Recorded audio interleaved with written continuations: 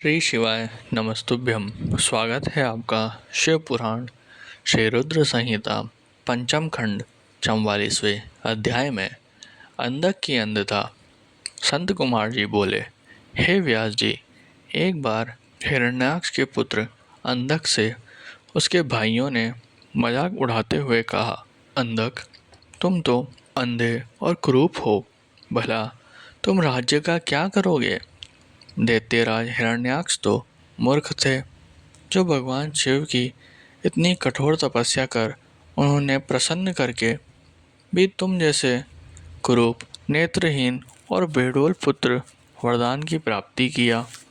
कभी दूसरे से प्राप्त पुत्र का भी पिता की संपत्ति पर अधिकार होता है, इसलिए इस राज्य के स्वामी हम ही हैं, तुम तो हमारे सेवक हो।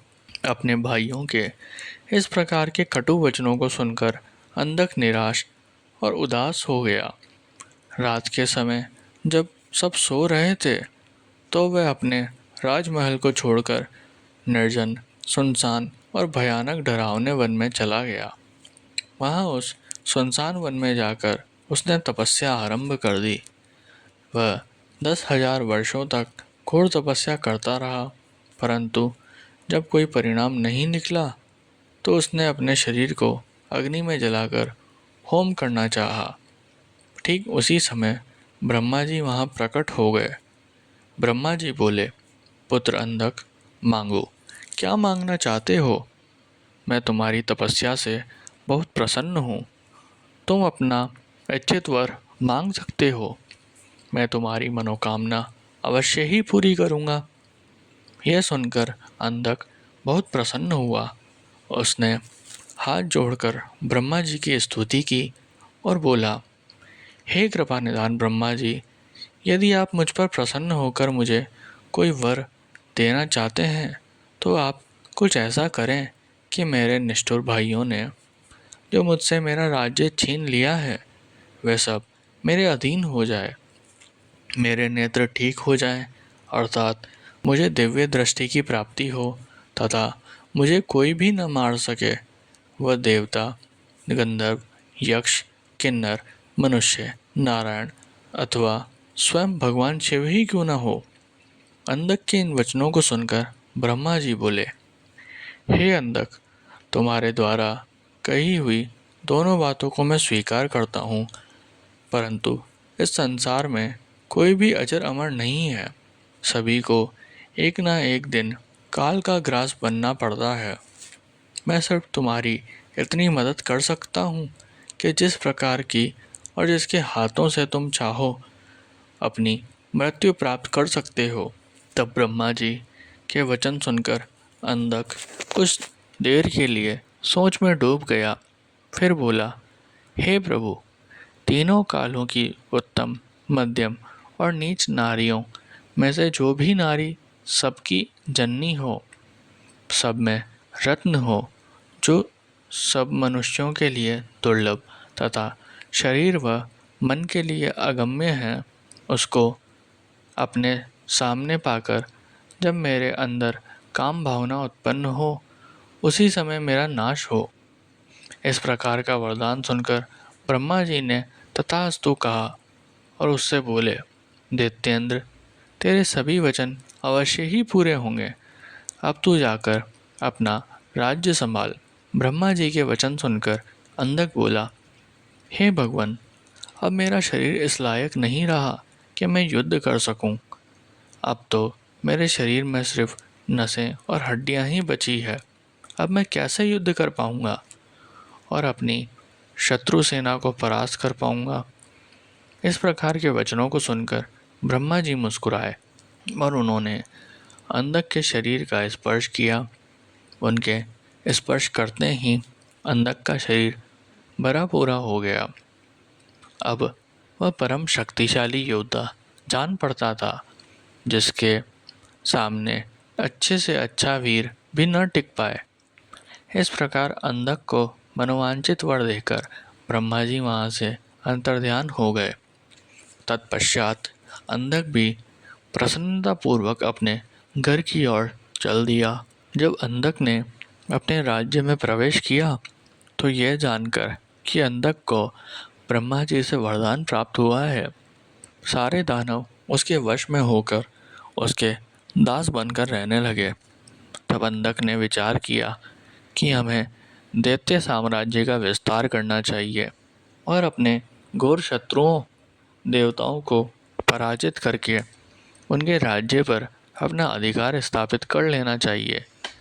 यह सोचकर दैत्यराज अंधक ने अपनी विशाल दैत्य सेना के साथ स्वर्गलोक पर आक्रमण कर दिया और स्वर्ग पर अपना आधिपत्य जमाकर देवराज इंद्र को अपना बंधक बना लिया। तत्पश्चात उसने नागों, संपूर्णों, श्रेष्ठ राक्षसों, गंधर्वों, यक्षों, मनुष्य, ऊंचे ऊंचे पर्वतों और भयानक वृक्षों और सिंहों को भी युद्ध में परास्त कर अपने अधीन कर लिया। अंधक मदान्ध होकर कुमार्गी हो गया। उसने स्वर्ग, भूतल और रसातल की सर्वश्रेष्ठ सुंदरियों को अपनाकर उनके साथ रमणीय विहार किया। दिन पर दिन वह बुराई के दलदल में धंसता जा रहा था। उसने वैदिक धर्म का पूर्णतः त्याग कर दिया था। एक दिन उसके दुर्योधन, वेदस, हस्ती नामक तीनों मंत्री उसके पास आए और बोले, मग्न आंखें बंद करके बैठा है। उस रूपवान मुनि के मस्तक पर अर्धचंद्र, कमर में गजेंद्र की खाल बंधी है, सिर पर जटाजूड़, गले में खोपड़ियों की माला तथा उसके शरीर पर बड़े भयानक सांप लिपटे हुए हैं। उस मुनि के हाथ में त्रिशूल तो दूसरे हाथ में डमरू है। अपने गोर अंगों पर उसने भस्म लपेट रखी है।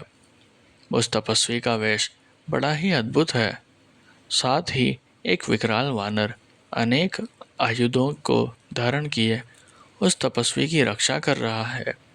वही उनके पास में एक सफ़ेद रंग का बैल बंधा हुआ है। उस तपस्वी के पास ही एक सुंदर रत्न स्वरूपा नारी बैठी है, जो संपूर्ण शुभ लक्षणों से युक्त है। उसका रूप बड़ा मनोहारी है, जो सभी के मन को मोह लेती है। उसने सुंदर मूंगे, मोती, मणियों और सोने के रत्न जड़ित आभूषणों को धारण किया हुआ है। वह इतनी रूपवती है कि जो उसे एक बार देख लेता है, उसकी आँखों का होना सफल हो जाता है। उस परम सुंदरी को एक बार देख लेने के बाद संसार की अन्य किसी स्त्री को देखने की आवश्यकता ही न पड़ेगी। स्वामी, आप इस त्रिलोक के अधिपति हैं।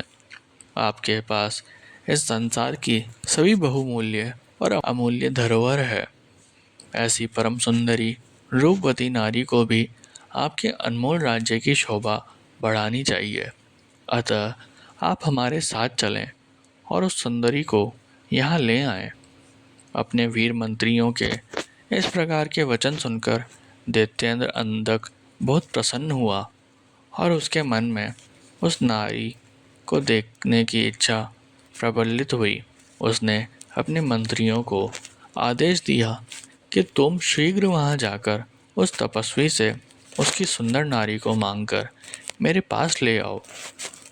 अपने स्वामी दैत्यराज अंधक की आज्ञा पाकर वे तीनों मंत्री पुनः उसी स्थान पर गए और भगवान शिव से बोले, हे महातपस्वी ब्राह्मण, हमारे स्वामी दैत्यराज अंधक आपकी भार्या की सुंदरता के विषय में जानकर उन पर मोहित हो गए हैं और उन्हें अपनी पटरानी बनाना चाहते हैं।